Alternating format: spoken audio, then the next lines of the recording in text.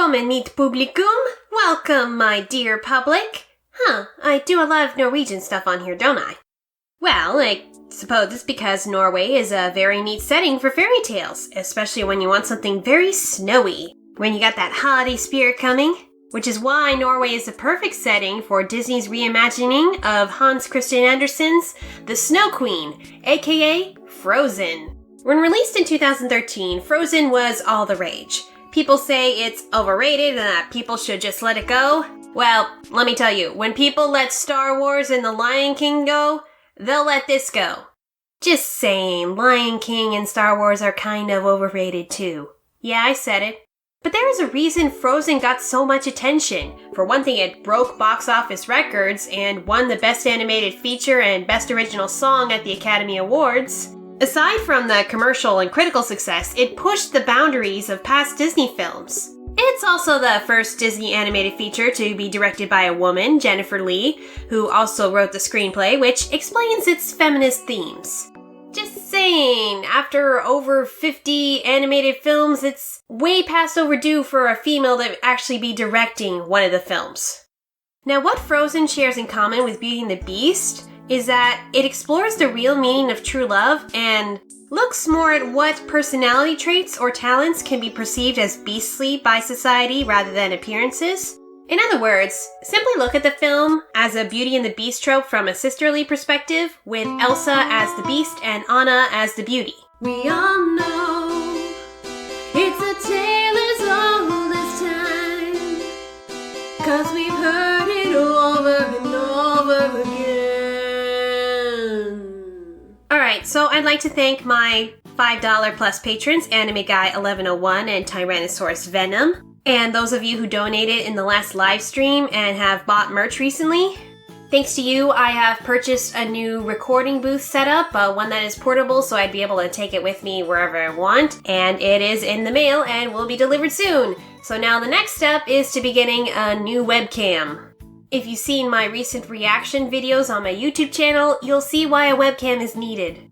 Also, I want to apologize for this episode not coming out sooner, as I had to take some extra shifts at the movie theater this week, and now I'm working 2 jobs. One working in a movie theater and one assistant coaching chess. But enough about me. The holiday season is coming soon, and like last year, I will be embracing the giving spirit of the holiday season. Let it be known that 10% of all my earnings in the months of November and December will be donated to the Make-A-Wish Foundation, a nonprofit organization that helps grant the last wishes for children suffering from terminal illnesses, and I can assure you these children need the money a lot more than I do. This will include earnings from patron pledges, so if you're already a pledge patron, you've already donated, a Redbubble sales, and live stream donations. I will have a live stream shortly before Thanksgiving and shortly before Christmas.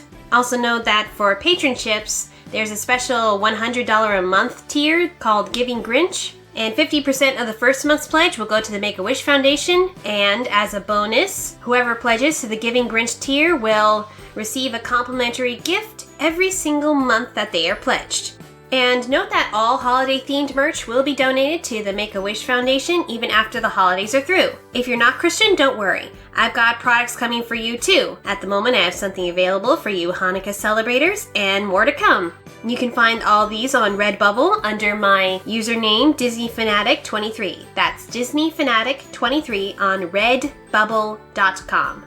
Alright, so the movie Frozen takes inspiration from the fairy tale The Snow Queen by Hans Christian Andersen, author of The Little Mermaid, which was published in 1844. But it's a very loose adaptation. Really, the only thing it has in common is it features a queen with ice powers. And the Snow Queen is often portrayed as a villain in many other film adaptations of the story, and that was the original intention with Disney. But after the songwriters had written Let It Go, the writer-director Jennifer Lee rewrote the script so that Queen Elsa would be more of a victim of circumstance than a villain. If you've not seen Frozen, you probably should, as the sequel is coming out in just a couple of weeks, and it is worth the watch. So, while Andersen's tale focused on 2 best friends, this movie focuses on 2 sisters. Princesses Elsa and Anna are sisters and the best of friends, and they love building snowmen with the help of Elsa's ice powers. But one day when they're playing, Elsa accidentally hurts Anna. The king and queen of Arendelle take Anna to some magical trolls in the woods. The leader heals Anna by erasing her memories of Elsa's powers, but keeping the fun in. The king and queen fear that Elsa might lose control again. Understood, they want to protect their children. So they isolate Elsa, even from Anna, not telling anybody else about her powers. And as a result, Anna also becomes isolated, just in a different way. She hasn't lost her playfulness and she wants to socialize, but because she doesn't get much of it from her sister or anyone else because they kept the staff very low in case somebody found out about Elsa, Anna has become very socially awkward. And she can't understand why her sister doesn't want to spend time with her. And Elsa wants to protect Anna by staying away, even though she desperately wants to be spending time with her. So when the two princesses are nearly grown, their parents are lost at sea, and now Elsa and Anna feel extra alone, but Elsa still shuts her sister out. So now, flash forward, Elsa is 18, and now that she is of age, she is to be coronated Queen of Arendelle. Fun fact, Arendelle may be a fictional kingdom inspired by Norway, but there is an actual city in Norway of this name, only spelled differently. And since Frozen, they've gotten a lot more tourism. Props for Arendelle, Norway. Anna is excited because people will be coming from all the different kingdoms for the coronation, hoping that she might meet her Prince Charming. And sure enough, she bumps into handsome Prince Hans, and they really hit it off. In fact, he proposes in a typical Disney fashion after just one day, and Anna says yes. When they break the news to Elsa, she replies, "You can't marry a man you've just met." Gotta love when Disney lampshades itself. Especially after hearing that Hans's 12 older brothers might come and visit, Elsa says no, orders that the party end, and the sisters get into a fight. As a result, Elsa's ice powers come to light. In an upset, Elsa runs away, unintentionally freezing Arendelle over and into the mountains. There, she sings powerfully, as is expected from Idina Menzel, aka Wicked Witch of the West from Wicked, builds a snowman, and an ice castle, and a gown. Somehow, I don't know how you can make a dress out of ice. Embracing her powers while also shutting herself out from the world. I will explain this mindset of hers in detail after the summary. Anna goes after Elsa, leaving Hans in charge. She meets an Iceman, Kristoff, who has a weird relationship with his pet reindeer Sven. Whoa, not that weird. Get your mind out of the gutter. Since he knows his way around the mountain, she insists that he escort her. Then they meet a living snowman, Olaf, that Elsa built. Josh Gad's big boost in his film career, and Olaf, for some reason, dreams of summer.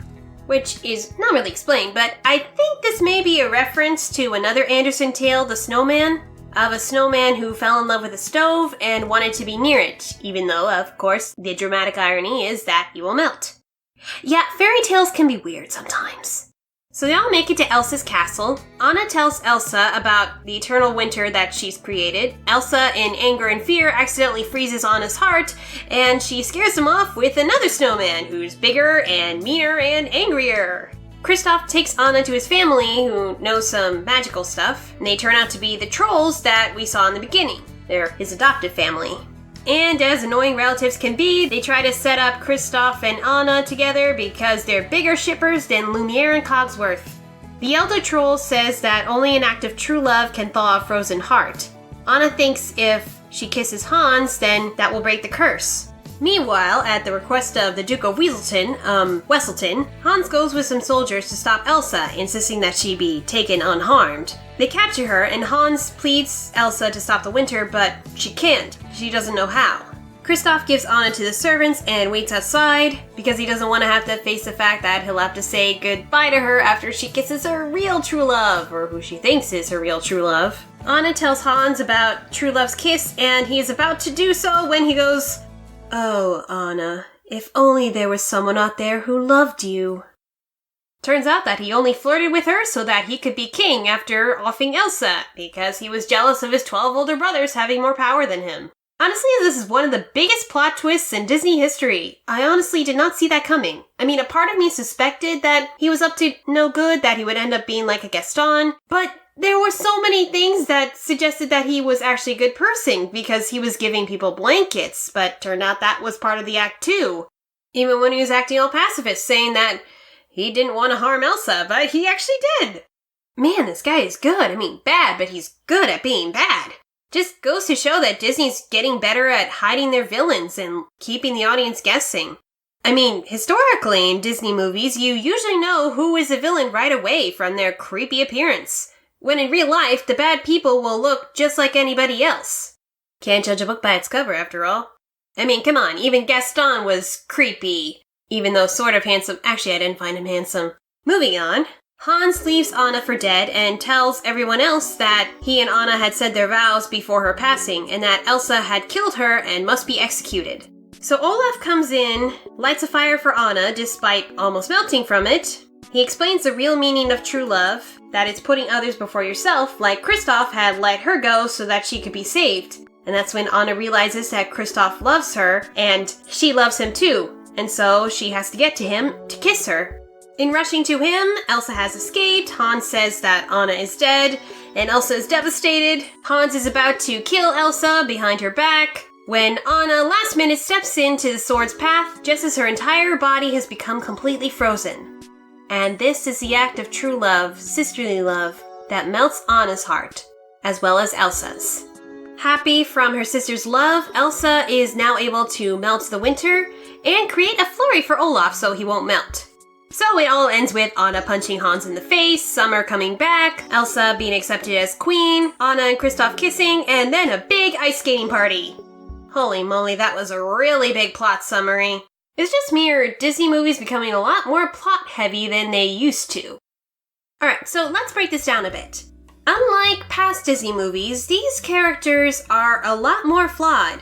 Anna's flaw is her optimism, which leads to her naivety in trusting people too easily. Elsa is afraid of hurting the ones she loves, which leads to self-isolation, which goes to show you that your biggest strengths can also be your greatest weaknesses. Anna wants to love, but she doesn't know exactly how it works because she didn't really get much of an opportunity. And she is so desperate for company that she jumps at the first man who asks her to marry her. If Elsa had let Anna in sooner, they could have worked through this together. But don't be too hard on Elsa because she is more relatable than you think. Elsa has a gift, something that makes her different. It's beautiful but also can be dangerous. Instead of focusing on the positive aspects, she lets the negative overwhelm her. And when she finally comes out with these powers, people are scared and they see her as a monster. So Elsa decides that since there's no use keeping it secret anymore, she can just let it go, let it go. Sorry. But she's still not ready to come out of the castle. Just needs the time to be exploring herself, just on her own. But once she is accepted by the person she cares for most, she is ready to be herself in front of everybody. You know, I kind of get why a lot of fans want Elsa to get a female love interest in the sequel. I mean, come on, it's easy to make LGBTQ comparisons in the song alone. And I bail for Elsa being a lesbian, or just her being a strong, independent woman. A queen ruling on her own. Which goes to looking at this from a feminist perspective. Women historically have had to suppress emotions, especially anger, because of societal expectations, that women were supposed to act content and obey everyone's command, despite their own reservations. Elsa kept her own emotions in, which just led to an unhealthy explosion of anger, and her talents too are feared. In the past, many women have been denied traditionally male professions despite their talents, from sports to mechanics to mathematics, for no reason other than being women. And in this story, it is not Elsa's appearance that makes her a social outcast, as she is actually really beautiful, but her talent. Another thing this story shows is that not everyone needs romance to make them feel complete. Elsa just needed true love from her sister. For Anna, Kristoff was just the icing on the cake for a happily ever after. By the way, Hans, Kristoff, Anna, Hans Christian Andersen. Get it? But of course there are still many unanswered questions, like where did Elsa get her powers from? What purpose do they serve? Are there other people with her abilities? And hopefully some of these questions will be answered in Frozen 2, which comes out November 22nd. And once I've seen that, I will make a bonus review of that for my $10 plus patrons only. You can get a head start on the other bonus patron episodes by becoming a patron now. Recently, I did a quick review on the movie The Book of Life for Day of the Dead. But before I see the movie, I have some speculations from the trailers. It seems that this sequel will explore more of what was in the original tale, with the traveling to different lands and has a seasonal theme. Looks like this one takes place in autumn, from what I can guess. And maybe we'll get to see how my original theory plays out when I first saw the original Frozen trailer, that Anna would become the Lady of Summer, that she'd have summery powers in contrast to Elsa's winter powers. And I imagine this will be different from the TV show Once Upon a Time's continuation of Frozen, in which we had met Elsa's long-lost aunt, who also had ice powers and was more like the Snow Queen in the original tale. Say what you will, Once Upon a Time had the live-action casting on point for that Frozen arc. Next episode will probably be shorter, and I think it's time, after talking about sisterly and brotherly and platonic love, we should go back to romance for a little bit, with a strange but actually pretty cool animated film from George Lucas, who made Star Wars. Also, I think it's appropriate because the new Star Wars film is also coming out soon. And this film is Strange Magic. And I promise that this will be released on time, November 21st, earlier for patrons. Until then, keep an eye out for new holiday designs on Redbubble, and support the Make-A-Wish Foundation by buying merchandise and pledging to my podcast. I need that new webcam, and those kids need their wishes coming true because they do not have much time left on this earth. And remember to keep your loved ones close to you and not shut them out, and trust others with your struggles, and also don't marry someone you have just met despite what past Disney movies have told you.